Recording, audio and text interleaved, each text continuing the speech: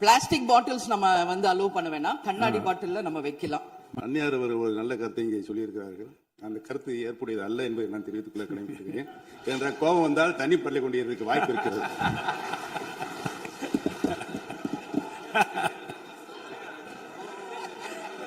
உறுப்பினர் ஒருவேளை அவருடைய தனிப்பட்ட அனுபவத்தின் காரணமாக அதை அவர் இங்கே குறிப்பிடுறாரா என்பதை நான் அறிய விரும்புகிறேன். மாண்பு உறுப்பினர், ஏன்னா காலையில இருந்து ரொம்ப காரசாரமாவே போயிட்டு இருந்துச்சு. அதனால ஒரு ஹாப்பியா நம்மளுடைய முதல்வர் பிறந்த நாள்ல எல்லாரும் சந்தோஷமா இன்னைக்கு நம்ம அவையை செய்வோம். நம்மளுடைய பேரவையில முதல்வர் அவர்களுடைய பிறந்த நாள். முதல்வருக்கு ஒரு கோரிக்கை வைக்கிறேன்.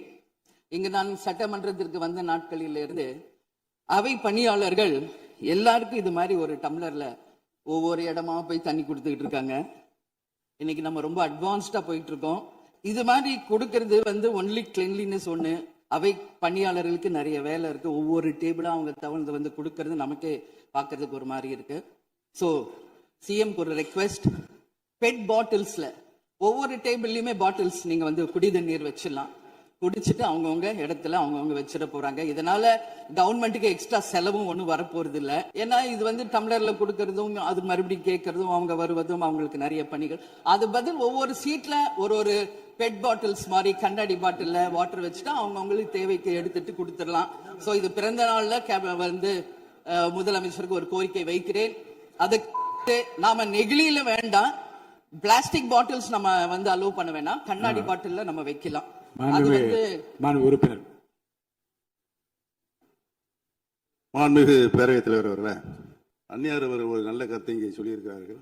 அந்த கருத்து ஏற்புடையது அல்ல என்பதை நான் தெரிவித்துக் கொள்ள கடமைப்பட்டிருக்கிறேன். என்ற கோபம் வந்தால் தண்ணி பள்ளி கொண்டிருக்க வாய்ப்பு இருக்கிறது.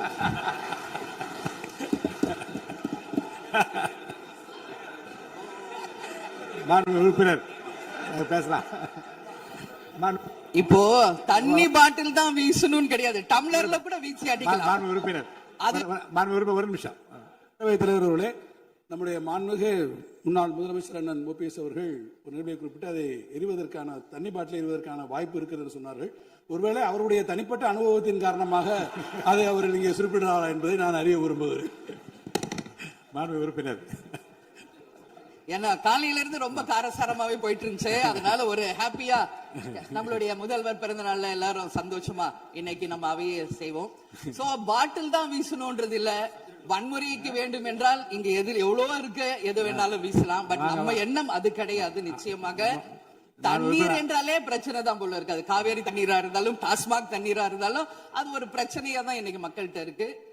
உறுதியாக காவேரியிலும் சரி மேகதாதுலும் தமிழ்நாடு சட்டமன்ற உறுப்பினர் மட்டும் இல்ல, யாரும் அதற்காக விட்டு கொடுக்க போவதில்லை என்பது உறுதி. இன்னைக்கு நம்ம முதல்வர் அவரும் புதிதாக முதல்வராக இருக்கிறார். கர்நாடகா முதல்வரும் முதல் முறை முதல்வராக வந்திருக்கிறார். கேரள முதல்வரும் முதல் முறை முதல்வராக வந்திருக்கிறார்கள். சோ 3 முதலமைச்சர்களும் ஒன்று நட்பு ரீதியாக பேசி இந்த பிரச்சனைக்கு தீர்வு காணலாம். அப்படி இல்லை என்றால் அவங்க சொல்றது கேட்கலன்னா பக்காவா நம்ம வந்து சட்ட ரீதியாக ரொம்ப ரொம்ப பழமையான ஒரு விஷயத்தை அன்னைக்கு நான் சொன்ன மாதிரி பேசிக்கிட்டே தான் இருக்கிறோம்.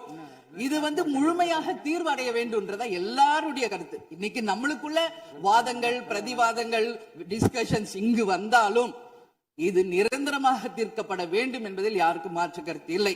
இப்ப 2026 இருக்கும், 3026 வரைக்கும் இது கண்டினியூ ஆகக்கூடாது, இன்னொரு 100 ஆண்டு காலத்திற்கு என்பதுதான் எல்லாருடைய எண்ணம். சோ அது நடக்கணும்.